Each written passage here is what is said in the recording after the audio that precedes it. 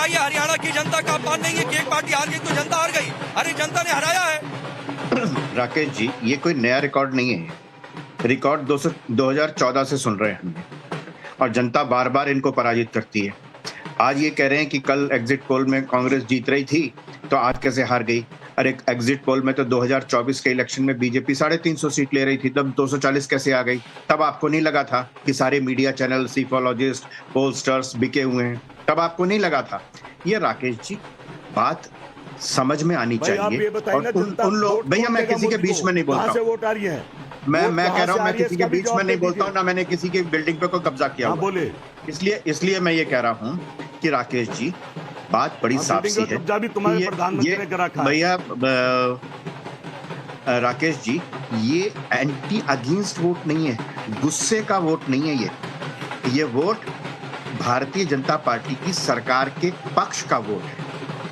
कौन सा ऐसा चुनाव होगा जहां तीसरी बार और वो भी हरियाणा जैसे चुनाव में, जहां 2014 से पहले हरियाणा में बीजेपी का कोई अस्तित्व नहीं था। 3, 4, 5, 7 छोटे भाई देवीलाल के साथ कभी या कभी किसी और के साथ मिलकर के चुनाव लड़ते थे।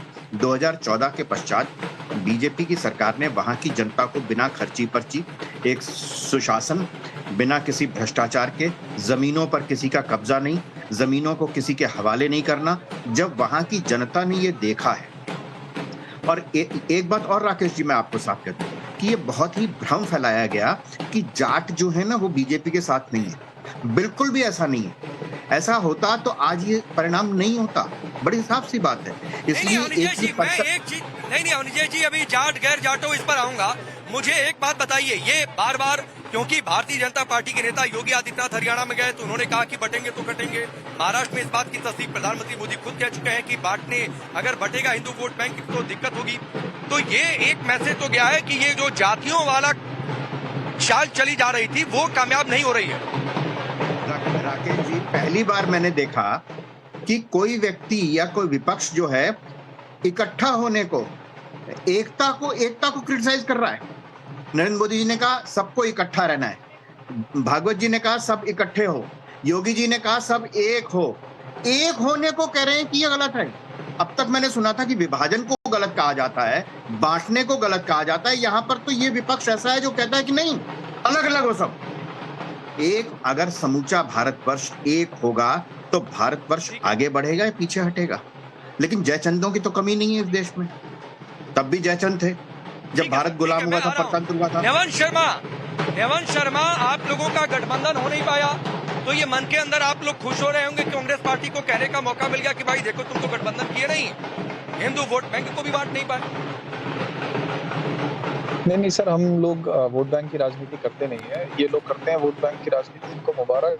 हम तो जो हरियाणा की जनता का निर्णय है उसका बिल्कुल सर झुका के स्वागत करते हैं, और जो भी उन्होंने निर्णय लिया है हम बिल्कुल उनको विद ड्यू रिस्पेक्ट हम उसको मानते हैं। हम और मेहनत करेंगे हरियाणा में। हम नई पार्टी है, हम पहली बार चुनाव लड़े थे ताकत से। 7000 गाँव में हमारा संगठन बन गया।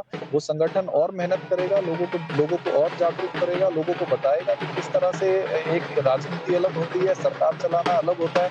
हो सकता है ये लोग राजनीति करने में बहुत अव्वल हों, लेकिन सरकार चलाने में विफल रहे हैं। सरकार ठीक से नहीं चला पाए हरियाणा की। हमारा मैसेज हो सकता है लोगों तक अच्छे से नहीं पहुंचा। हम और कोशिश करेंगे, हम और मेहनत करेंगे। आने वाले समय में आम आदमी पार्टी को और स्ट्रेंथन करेंगे हम हरियाणा में, और आगे की जो लड़ाई है और ताकत से लड़ेंगे। नहीं नेमन भाई, एक चीज जरा बता दीजिए। मैं एक चीज और आपसे पूछना चाहता हूँ, और सवाल ये है कि अब तो दिल्ली का चुनाव भी बहुत दूर नहीं है, तो दिल्ली के चुनाव में अब आप लोगों के अंदर एक और बात की खुशी तो होनी होगी और होनी भी चाहिए कि अगर गठबंधन की बात आती है तो कांग्रेस में बार्गेनिंग पावर आप लोगों की स्ट्रॉन्ग रहेगी। दूसरा ये कि अब तो ये भी आप लोग शायद सोचेंगे कि गठबंधन करना भी है कि नहीं दिल्ली में।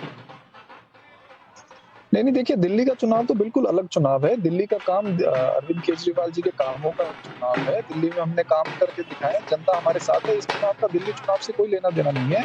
ये एक अलग राज्य का चुनाव था। यहाँ पे एक नेशनल पार्टी होने के नाते अरविंद केजरीवाल जी के नेतृत्व में आम आदमी पार्टी जो है वो एक एंट्री हम करना चाहते थे, हमने करी। हमने अपना संगठन बनाया। दिल्ली में तो हमने काम किए हैं।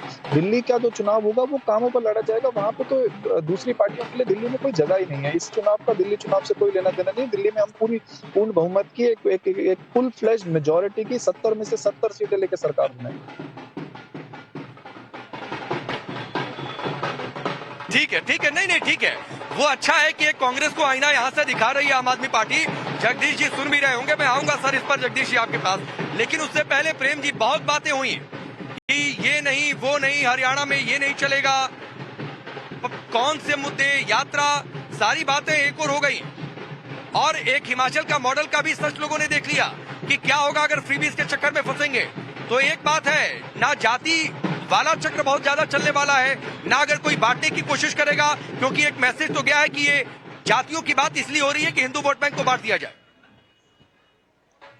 देखिए पांडे जी, इस इलेक्शन को आप देखिए कि कांग्रेस 28% से 39% वोट पर पहुंची है और जनता बटी हुई भी है, तो 39% पर बटी है। 39% बीजेपी के पास, 39% कांग्रेस के पास। जाति में अगर बटी होती तो ये फिगर नहीं मिलता आपके पास। इसलिए जाति में बंटने की बात तो हरियाणा पर लागू ही नहीं होती, धर्म में बंटने की बात तो हरियाणा पर लागू ही नहीं होती।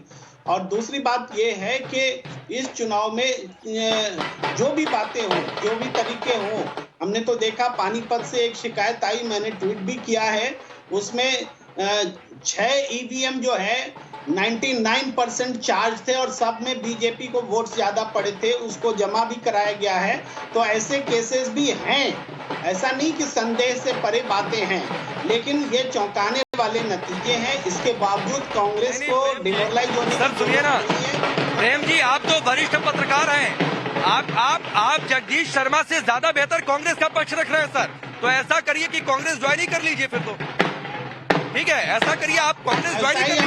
मेरी आपकी एडवाइस है कि आप पत्रकार होकर आप कहें कि ईवीएम में इलेक्शन कमीशन ने 2 टूक कह दिया ना कि सब कुछ नियम के। तो भाई नहीं मुझे मैं नहीं, क्या गलत बात है? आप कांग्रेस से ज्यादा बेहतर पक्ष रख रहे हैं, जगदीश शर्मा से ज्यादा बेहतर आप कांग्रेस का पक्ष रख रहे हैं। आप अगर एक पत्रकार होकर अगर ईवीएम पर सवाल उठाना शुरू करेंगे सर, तो ये तरीका ठीक थोड़ा नहीं है। 6 ईवीएम की मशीनें जमा कराई गई हैं, वो 99% चार्ज है, ये फैक्ट है, ये मैंने थोड़े क्रिएट किया है कि मैं सवाल उठा रहा हूँ। अब क्या बात करते हैं, फैक्ट ना रखे क्या? नहीं ठीक है सर, पहले आपको शुरुआत करनी चाहिए थी। ठीक है सर, ठीक है, वो जनता देख रही है कि कौन पत्रकारिता कर रहा है और कौन क्या कर रहा है। लेकिन मैं राजीव जेटली जी, ईवीएम की बात आ गई, जनता हार गई है, ये भी कांग्रेस पार्टी कहने लगी है। तो ये सारी बातें कही जा रही हैं, बजाय इसके कि वोट बैंक को बातचीत कर लिया जाए। बांटने की कोशिश कर रहे थे, बांट नहीं पाए, इस पर जवाब दिया जाए।